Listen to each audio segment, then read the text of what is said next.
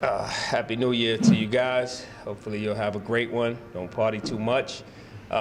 It felt great to end the new year on a victory and going in, getting prepared now for Kent State. Hartford was a very good team. They just came off a win against Northwestern. They were ready to go, and we finally got Justin Turner back, and feels great to have him back and have him back on the court and healthy. So I'm extremely pleased with what we did offensively and defensively. Not pleased with the rebounding, and we gave up 19 offensive rebounds, so I'm disappointed in that. But other than that, overall, I thought it was a great day for Bowling Green basketball and a great comeback for Justin Turner. With Justin, you had said that you guys weren't going to rush him, you were going to take it lightly. When did you see in practice that he could probably get it back? About last week when we got back was his first time actually going live, but he's been doing a lot of different things, 3-on-3 and stuff like that, but we just didn't have him with us. And then last week when we got back, he started back with us with some drills and then gave him a little bit more drills, and the last two was full go. So he went really hard and looked good. And I'm like, oh, I told him, I said, I'm not putting you back until you look like yourself. And he looked like himself these last 2 days and was willing to do it on a restricted basis. And we stuck to the game plan. I was sticking to it no matter what. With the outcome of the game, I wouldn't jeopardize him for the game. So I definitely stuck to the plan. Was he on minutes count? Yes, he was.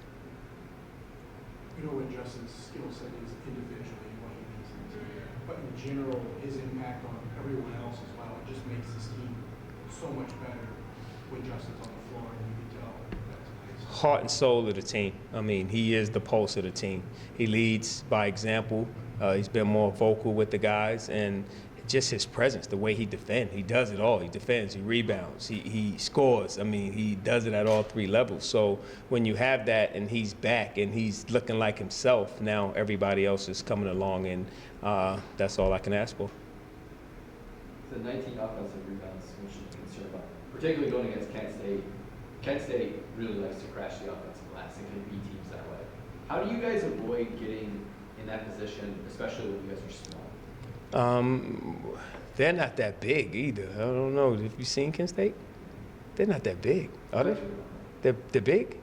They're physical at the top. Well, all right, we'll figure it out. I mean, that's something that rebounding is a will and a want. I mean, if you want them and you have that will and desire to go get them, you'll get them. And now we got to get everybody on that page. We got to change our mindsets and our thinking right now of it's going to be a war on the boards, and we play that game pretty much every day in practice. And this is something that we'll have, one-day prep for those guys and just be ready to go, and we'll see what happens. But we definitely got to do a much better job on the boards if we're going to have any chance of beating Kent State. You never won a player here, obviously not your best player here, but was there some silver lining with Justin out, being able to mix guys in and see what you have? And even tonight, I think 10 playing in the first 8 minutes. It's just you get a little deeper with guys that get experience now and knowing how to play at this level and understanding what it takes. MAC play is totally different from anything we faced, during the year. We had similar situations, yes, but it's not the same intensity. So guys were able to get in and play. Daquan Plowden was the biggest benefactor of this. He was able to step up, and you see his game flourish and the way he plays and just having that all-around game, and that was the biggest thing. And hopefully some other guys were able to step up as well. I was able to play the young guys a little bit more and get them on the court and get them some experience. So it helped, and we didn't take, that many lumps during that time. So we lost a couple, but not a lot during his absence. We went, I think, 4-2 or 5-2 in his absence. So